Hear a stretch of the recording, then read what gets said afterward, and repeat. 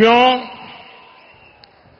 परिवारवादी पार्टियां सिर्फ और सिर्फ अपने भविष्य की सोचती हैं, जबकि मोदी देश के भविष्य का सोचकर काम कर रहा है।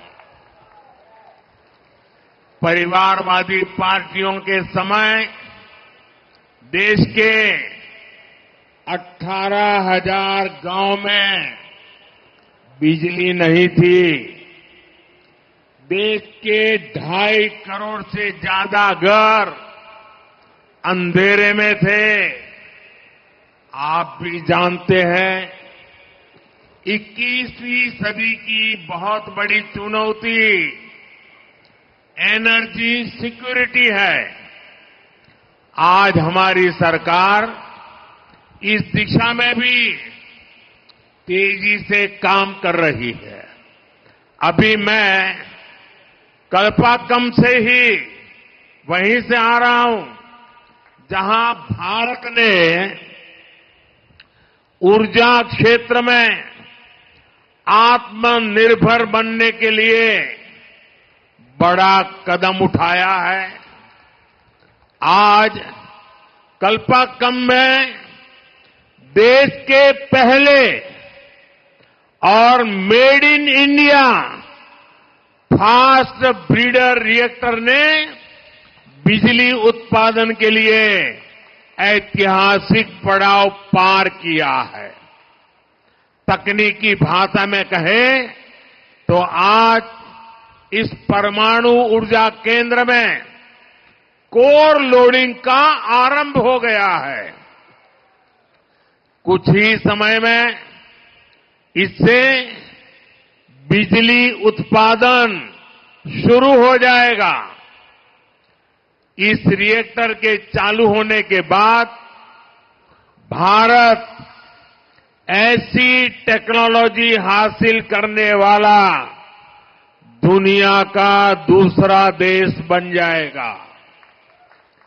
मैं सभी भारतवासियों को इस उपलब्धि के लिए बहुत बहुत बधाई देता हूं। साथियों, जब संकल्प बड़े हो तो परिश्रम भी उतना ही ज्यादा करना पड़ता है। साल 2024 की शुरुआत, अब उसको बहुत ज्यादा सप्ताह नहीं गुजरे हैं। अभी तो हम मार्च की शुरुआत में हैं, लेकिन ये कालखंड दिखाता है कि भारत अपनी ऊर्जा जरूरतें पूरी करने के लिए कितने बड़े स्केल पर काम कर रहा है।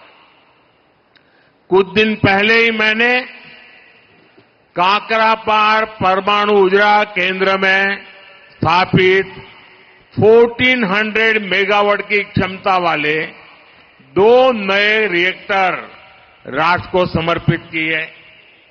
आज ही तेलंगाना से अनेक पावर प्रोजेक्ट का शिलान्यास, उद्घाटन और लोकार्पण हुआ है। इसी कालखंड में तेलंगाना में 1600 मेगावाट के थर्मल पावर प्लांट का लोकार्पण हुआ है। झारखंड में 1300 मेगावाट के थर्मल पावर प्लांट का लोकार्पण हुआ है। यूपी में 1600 मेगावाट के थर्मल पावर प्लांट का शिलान्यास हुआ है। यूपी में ही 300 मेगावाट के सोलर पावर प्लांट का शिलान्यास हुआ है। राजस्थान में भी बड़े सोलर पावर प्लांट का शिलान्यास हुआ है। यूपी में ही अल्ट्रा मेगा रिन्यूएबल पार्क का शिलान्यास हुआ है। हिमाचल में हाइड्रो पावर प्रोजेक्ट का शिलान्यास हुआ है। छत्तीसगढ़ के रायपुर में 4G इथेनॉल प्लांट का शिलान्यास हुआ है। यूपी के नोएडा में सीवेज ट्रीटमेंट प्लांट से निकले पानी से ग्रीन हाइड्रोजन बनाने का काम शुरू हुआ है। ये मैं 50 दिन का हिसाब आपको दे रहा हूं। ये 50 दिन में सिर्फ एनर्जी के क्षेत्र में क्या काम हुआ है, मैं इसकी बात कर रहा हूं। विकास कैसे होता है, स्केल कितना बड़ा होता है, इसका अंदाज देश को आएगा। साथियों, आप जरा एक बात मैं कहने जा रहा हूं, ध्यान से सुनिए। चेन्नई के लोग भी सुने, तमिलनाडु के लोग भी सुने और देश के लोग भी सुने।